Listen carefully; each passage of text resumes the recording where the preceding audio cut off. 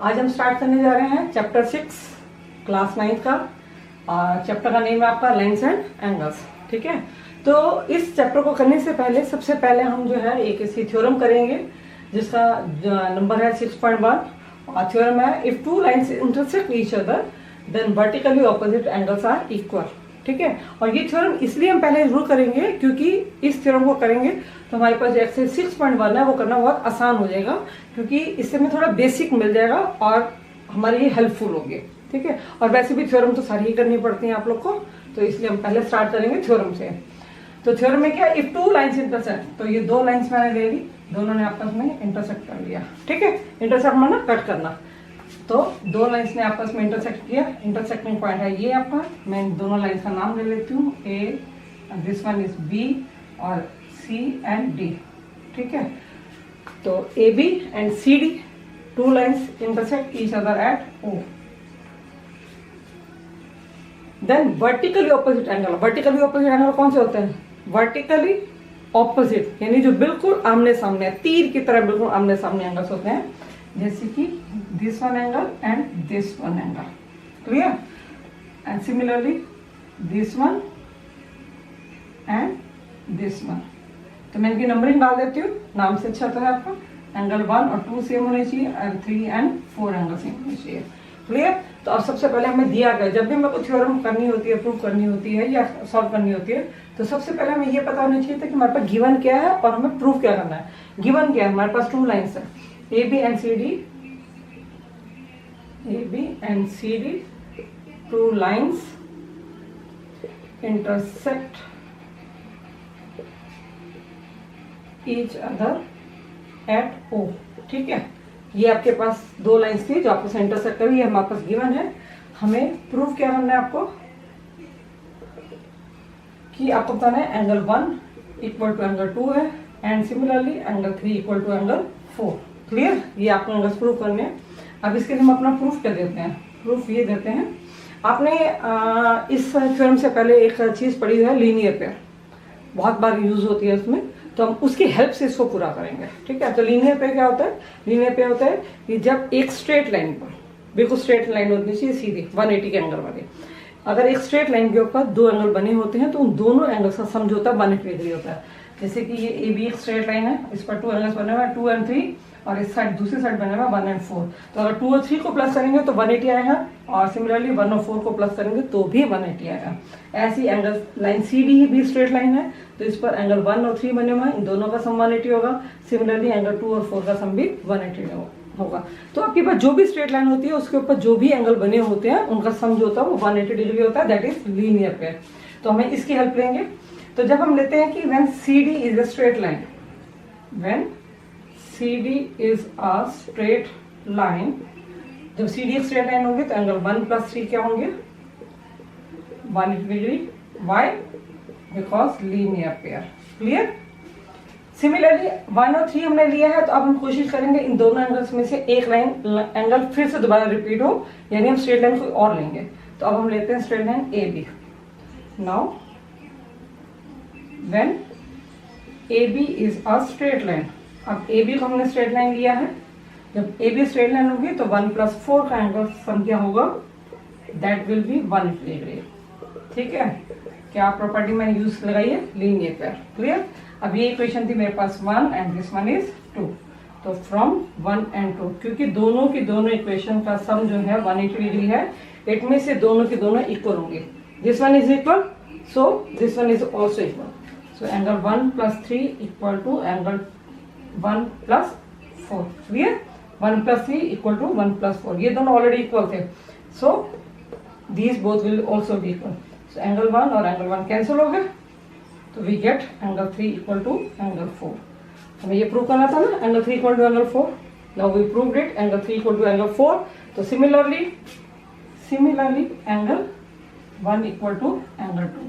In this way, we prove that when two lines intersect each other, then vertically opposite angles made by these two lines are also equal. Clear? आपको ये theorem first वाली समझ में आ गई होगी। तो अब हम चलते हैं क्वेश्चन नंबर 1 की तरफ। Lines A B and C D intersect at O. दो लाइन्स आपके पास A B and C D है, देखिए ये लाइन है ए बी और दिस वन इज CD, दोनों के दोनों इंटरसेक्ट कर रहे हैं ऊपर, ये देखो O पे कट कर गया, ठीक है। If angle AOC plus BOE equal to 70 degree, AOC this one angle and this one angle, इन दो एंगल का सम जो है वो आपके पास 70 डिग्री गिवन दिया हुआ है। तो एक चीज तो मेरे पास ये दी हुई है, clear. And BOD equal to 40 degree, ये देखिए BOD इक्वल टू 40 डिग्री, और दूसरी चीज मेरे पास ये गिवन है, दो चीजें गिवन है। मुझे फाइंड आउट क्या करना है, मुझे निकालना है एक तो एंगल BOE निकालना है, सेकेंड एंगल निकालना है मुझे रिफ्लेक्स एंगल COE। रिफ्लेक्स का मतलब समझते हैं आप? रिफ्लेक्स का मतलब होता है, रिफ्लेक्स बड़ा है रिफ्लेक्शन से, परछाई से। तो COE एंगल निकालना है, तो मुझे COE का बैक साइड चाहिए, COE एंगल नहीं चाहिए, उसका रिफ्लेक्स एंगल चाहिए। इट मीन्स उसके बैक में कौन सा एंगल बनता है वो चाहिए मुझे, ठीक है। तो ये दो एंगल निकालने हैं मुझे। तो सबसे पहले तो जो चीज आपके पास गिवन होती है उसी की हेल्प लेनी है, और जो चीज निकालनी है वो तभी निकल पाएगी। So now we start answer 1। सबसे पहले जो मेरे पास गिवन है मैं वो लिखूंगी, क्योंकि वो ही मेरी हेल्प करेगा। Angle AOC plus BOE equal to 70 degree and angle BOD equal to 40 degree, ये दो चीजें मेरे पास गिवन थी, ठीक है। और आपको निकालना क्या है, प्रूफ क्या करना है आपको, एंगल BOE निकालना है प्लस रिफ्लेक्स एंगल COE भी निकालना है। ये दो चीजें आपको निकालनी है, दो दिए हुए हैं और दो निकालनी है, क्लियर, ठीक है। तो देखते हैं कैसे निकालेंगे हम, क्या यूज करेंगे। अभी तक आपने जो फर्स्ट थ्योरम की है उसके हिसाब से आपने वर्टिकली ऑपोजिट एंगल निकाला है और लीनियर पेयर, ये दो चीजें हमने यूज की थी। तो देखते हैं उन दो की हेल्प से निकलेगा या कोई और थर्ड वन चीज लेनी पड़ेगी, ठीक है। तो अब देखते हैं कि मुझे निकालना है, एक तो BOE निकालना और COE निकालना है, ठीक। तो सबसे पहले हम देखेंगे कि इसमें स्ट्रेट लाइन कौन कौन सी बन रही है, ताकि हमारी वहां से हेल्प कहाँ से हो सकती है। तो सबसे पहले AB स्ट्रेट लाइन बन रही है। AB स्ट्रेट लाइन पर देखो 3 एंगल्स बन रहे हैं। नंबर 1 एक तो ये एंगल बन रहा है, नंबर 2 और नंबर 3, ये 3 एंगल्स बन रहे हैं, ठीक है। तो इट मीन्स जब कोई एक स्ट्रेट लाइन बनती है और उस पर 2 एंगल बन जाए या 3 एंगल बन जाए, उन सबका सम 180 डिग्री ही होता है, दैट इज कंपल्सरी, ठीक है। तो मेरे पास इन दो का सम दे रखा है, क्या दिया हुआ, इन दो का सम 70 डिग्री हो गया। तो मुझे इस तीसरे का सम, तीसरी की वैल्यू निकालनी होगी ना, तो ये तो सिंपल आराम से निकल जाएगा, ठीक। तो मैं लिख देती हूँ when AB is a straight line. अगर AB स्ट्रेट लाइन है तो मेरे पास कौन सा एंगल बन गया, 3 angle AOC, first one angle था AOC, ठीक है। सेकंड कौन सा है, COE and third angle is EOB। In 3 angles का सम क्या होगा, 180 डिग्री, लिख दिया मैंने लीनियर पेयर। अब AOC और EOB का सम मुझे 70 डिग्री दिया हुआ है क्वेश्चन में, ये देखो AOC प्लस BOE, EOB बोलो चाहे BOE बोलो सिमिलर ही होता है। हमारे लिए मेन चीज क्या होती है, सेंटर वाला नेम। सेंटर वाला जो नेम होता है, अल्फाबेट होता है, वहां पर एंगल बनता है उस जगह पे, तो वो मेरे लिए इंपॉर्टेंट होता है। B इधर भी शिफ्ट हो सकता है, E इधर भी शिफ्ट हो सकता है, इट डजंट मैटर। तो AOC और EOB की वैल्यू मेरे पास 70 डिग्री गिवन है, plus COE equal to 180 degree. So COE will be 180 degree minus में 70 degree, I will get it 110 degree. So now we get the angle CO equal to 110 degree. But it was not my question. My question was you have to find out the reflex angle COE. So now the reflex angle COE will be क्या होगा, COE angle. Reflex मैंने बोला अगर मेरे पास ये वाला angle आ जाता है, this one is angle, I find it 110 degree, ठीक है। इट मीन्स रिफ्लेक्स क्या होगा, इसका ही बैक साइड, ये पीछे वाला सारा हिस्सा, ये पीछे वाला सारा हिस्सा, ये है इसका रिफ्लेक्स, ठीक है। तो ये कैसे निकलेगा, अब क्योंकि देखो इस एंगल से और रिफ्लेक्स एंगल से मिलकर पूरा एक सर्कल बन रहा है, और सर्कल के एंगल का सम कितना होता है, 360 डिग्री। तो अगर 360 डिग्री में से मैं COE को ही सब्ट्रैक्ट कर दूंगी, then I will get reflex, clear. तो 360 डिग्री में से मैंने 110 माइनस कर दिया, so now I will get 250 degree and that is reflex angle COE, clear. Now I find out the one angle reflex angle COE. Now the second I have to find out angle BOE. Now we move to the BOE. How will I find it? BOE यहाँ पर ये वाला angle है, ठीक है। तो सबसे पहले तो मैं इस पर थोड़ा सा इरेज कर देती हूँ ताकि फिगर थोड़ी सी मेरे पास क्लियर हो जाएगी, क्योंकि ये तो मैंने आपको समझाने के लिए ही लगाई थी। It's not need to draw it. Clear? आपको क्या निकालना है? BOE, BOE ये वाला एंगल निकालना है। तो इस एंगल को निकालने के लिए देखो अब मेरे पास CD एक स्ट्रेट लाइन बन रही है। क्लियर? देखो CD एक स्ट्रेट लाइन बन रही है, CD एक स्ट्रेट लाइन बन रही है, और इस पर फिर अगेन 3 एंगल्स बने हुए, 1 2 3। उसमें से एंगल 40 मुझे मालूम है और 110 भी मैंने अभी भी निकाला है। तो अभी से ये एंगल तो बहुत इजी निकल जाएगा लीनियर पेयर से। क्लियर? तो सिमिलरली फिर मैं अगेन लिखती हूँ, when CD is a straight line. अब CD स्ट्रेट लाइन है तो मेरे पास 3 एंगल कौन से बने हैं? COE प्लस EOB या फिर BOE आप बोल सकते हैं, plus BOD। Clear? Equal to 180 degree, BOD equal to 40 degree, और this one is 110 degree. I have to find BOE equal to 180 degree, 110 and 40 आ गया 150। Now BOE equal to 180 minus में 150 इक्वल टू 30 डिग्री। आपने क्या property use की? आपने bye linear pair से, तो आप यहाँ साइड पे लिख देंगे बाय लीनियर पेयर। क्लियर? तो आपने देखा हमने लीनियर पेयर की हेल्प से ही, हमने कोई वर्टिकली ऑपोजिट एंगल यूज नहीं किया। हम चाहते तो यूज कर सकते थे लेकिन हमने नहीं किया। तो हमने लीनियर पेयर की हेल्प से ही दोनों के दोनों एंगल इजिली से निकाल लिए। Now question 2. Lines XY and MN intersect at O if angle POY equal to 90 degree and A ratio B equal to 2:3. Find C. ठीक है? आपके पास बोला गया है कि XY और MN दो लाइन्स आपस में इंटरसेक्ट कर रही हैं O पर। तो चेक कर लेते हैं कर रही हैं। देखिए XY एंड MN इंटरसेक्ट कर रही हैं आपको O पर, बिल्कुल करेक्ट है। If angle POY equal to 90 degree, देखिए POY ये सिंबल बना हुआ है, आपको पता है इस सिंबल का मतलब क्या होता है? 90 डिग्री, और दिया भी हुआ है angle POY equal to 90 degree, and A ratio B equal to 2:3। ABC 3 angles आपके पास हैं, उनमें से A और B का रेशो जो है वो 2:3 का है। आपको C की वैल्यू निकालनी है। क्लियर? तो आपके पास फिर से दो ही चीजें दी हुई हैं आपके पास, और आपको उनको निकालना है इन दो चीजों की हेल्प से। गिवन क्या है मेरे पास? एक तो है angle POY equal to 90 degree, बस ये दिया हुआ, और सेकेंड चीज मुझे क्या दे रखी है? A ratio B equal to 2:3।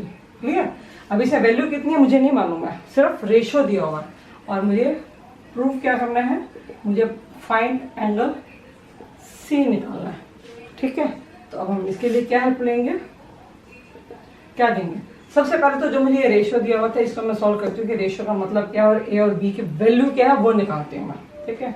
तो when A ratio B equal to 2:3, तो मतलब एक वैल्यू क्या होगी? Let angle equal to X, let angle equal to X। मान लेते मैं एंगल को X असाइन कर रही हूँ, X स्मॉल x लिए मैंने, देखो यहाँ पे क्वेश्चन में ऑलरेडी कैपिटल X दिया हुआ है, तो मैं कैपिटल X तो लाइन के लिए यूज किया होगा, तो मैंने स्मॉल x लिया है इसके अंदर। तो सो एंगल A की वैल्यू क्या होगी? 2x, और B की वैल्यू क्या होगी? 3x होगी। A रेशो B 2:3 है, तो एक वैल्यू हो जाएगी 2x और B की वैल्यू क्या हो जाएगी? 3x। क्लियर? अब हम चलते हैं आगे की तरफ। तो सेम वही स्ट्रेट लाइन ढूंढते हैं। सबसे पहले क्या है? तो देखिए XY इज स्ट्रेट लाइन, कौन से एंगल बन रहे हैं? 3 एंगल बन रहे हैं, 1 2 3। तो इन 3 एंगल का सम कितना होगा? 180 degree. When XY is a straight line, तो 3 एंगल कौन कौन से बन गए? XOM plus MOP plus POY। ये 3 एंगल्स के नेम थे जो मैंने लिखे हैं, equal to 180 degree, because linear pair में ऑलरेडी 7 मिसाल लिख रही हूँ। XOM मतलब क्या है? XOM का मतलब क्या है? B, और इसका मतलब क्या है? A, और इसका मतलब क्या है? 90 डिग्री। B की वैल्यू कितनी है?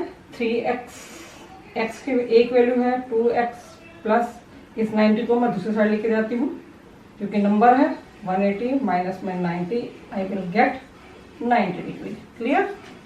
अब हम चलते हैं आगे की तरफ। 3x प्लस 2x कितना हो जाएगा? 5x। 5x equal to 90 degree, then x will be 90 upon 5, 18 degree. ठीक है। तो एक्स की वैल्यू क्या आएगी 18 डिग्री, हमने एंगल को एक्स माना था तो एंगल की वैल्यू आएगी 18 डिग्री। अब हम बताते हैं ए और बी की वैल्यू कितनी कितनी है। सो ए की वैल्यू कितनी थी 2x, इसका मतलब 2 इंटू में 18 degree equal to 36 degree, and B की वैल्यू थी 3x, 3 इंटू में 18 इक्वल टू 54 डिग्री। ये तो हमारे पास ए और बी की वैल्यू निकाली जो हमने की रेशियो में दी हुई थी, तो वो वैल्यू हमें निकाल ली। बट क्वेश्चन हमारे ये नहीं था, क्वेश्चन में बोला था कि find out the value of C. तो सी की वैल्यू निकालने के लिए देखो अब ये स्ट्रेट लाइन बन रही है, कौन सी स्ट्रेट लाइन है MN। Now MON is a straight line. जब MON एक स्ट्रेट लाइन होगी तो अभी से इसके ऊपर दो एंगल बने हुए हैं सिर्फ, तो B और C इन दोनों का सम कितना होगा 180 डिग्री। तो MOX या XOM plus XON will be 180 degree. ये है B और ये है C। B की वैल्यू हम ऑलरेडी निकाल चुके हैं 54 डिग्री, और तो C की वैल्यू कितनी होगी 180 डिग्री माइनस में 54 डिग्री इक्वल टू 116 डिग्री। देखा आपने, हमने A और B की हेल्प से, A और B दोनों हमने एंगल निकाले पहले लीनियर पेयर की हेल्प से, उसके बाद B और C में से जब B की वैल्यू हमने फाइंड आउट कर ली तो C की वैल्यू भी हमने लीनियर पेयर को ही यूज किया है और हमने C की वैल्यू निकाली 116 डिग्री। तो आपके पास इस एक्सरसाइज के अंदर मेनली आपके पास जो यूज हो रहा है वो लीनियर पेयर ही अभी तक यूज हुआ है। वर्टिकली ऑपोजिट एंगल भी यूज होगा, उसको इसलिए दिमाग में रख के चलेंगे।